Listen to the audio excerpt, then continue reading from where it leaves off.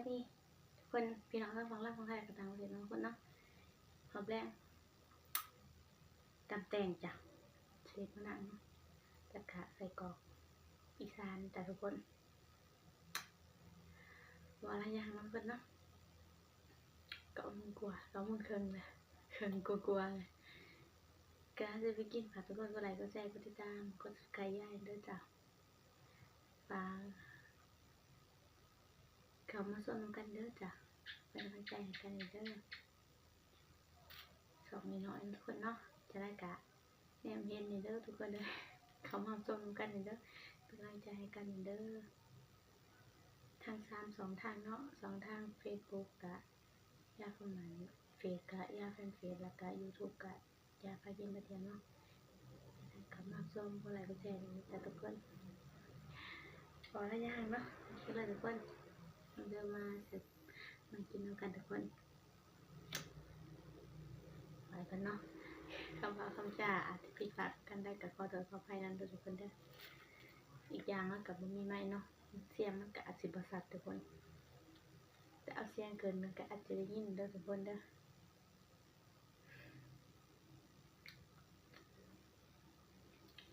ตำบักแตงเด้อนี่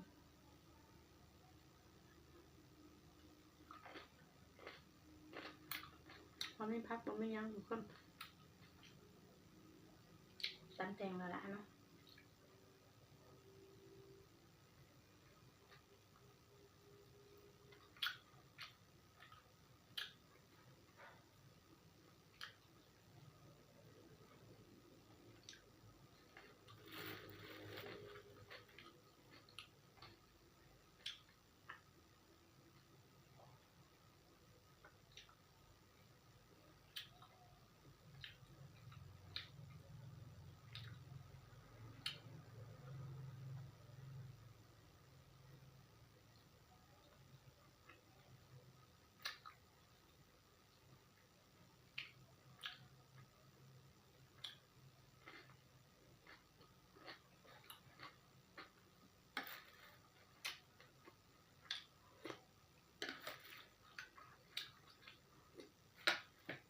รดน้ำเนาะ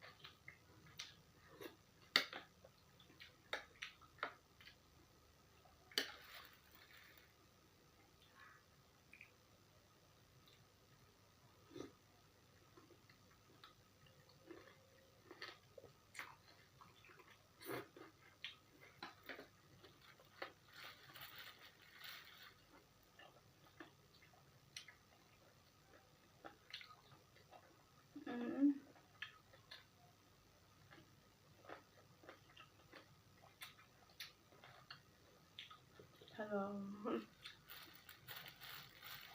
ที่ธรรมชาติก่อน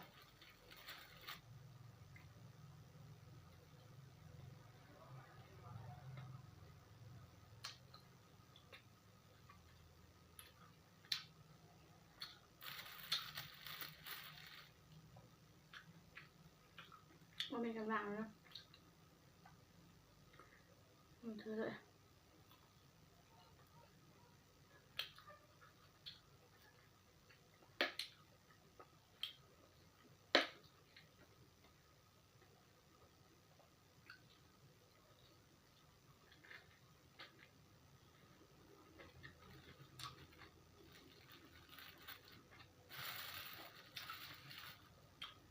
ข้างดังทุกคน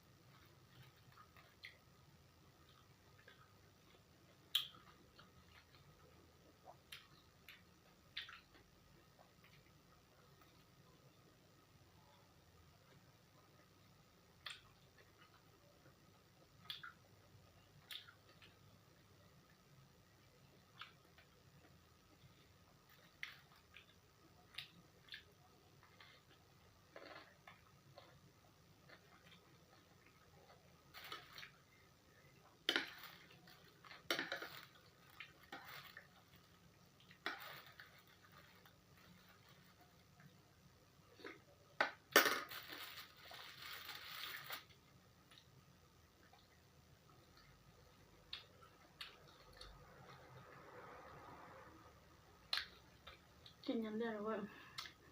บอกว่าอย่างนี้ยำเดือดแล้วมันจะแบบ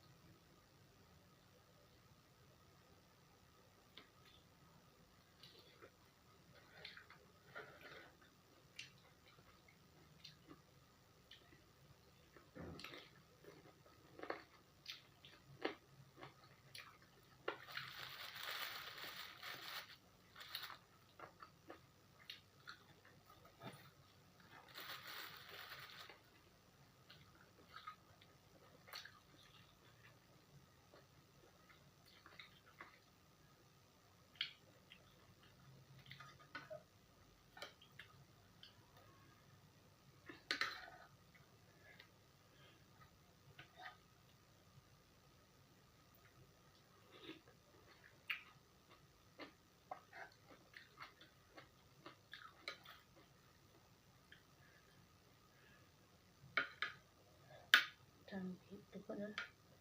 บ่กินเด้อมันเผ็ด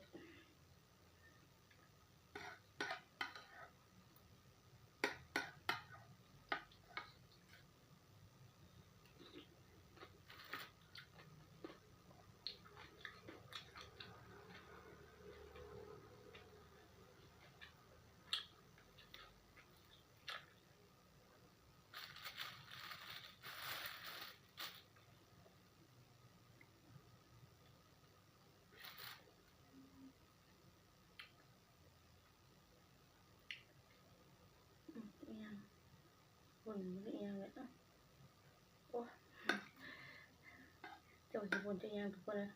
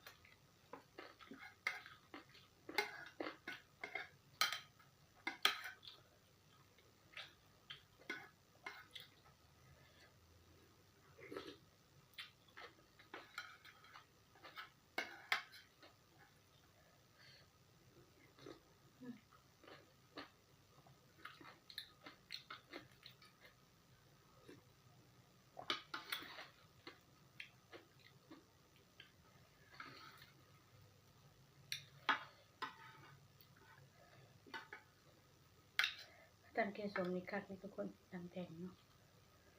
ตำแตงจริงตำแตงจริงหันแซ่บทุกคน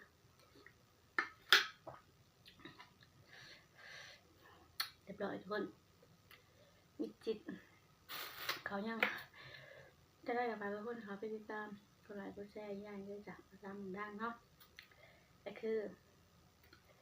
ไปทุกคนสบายดีจ้ะบ๊ายบาย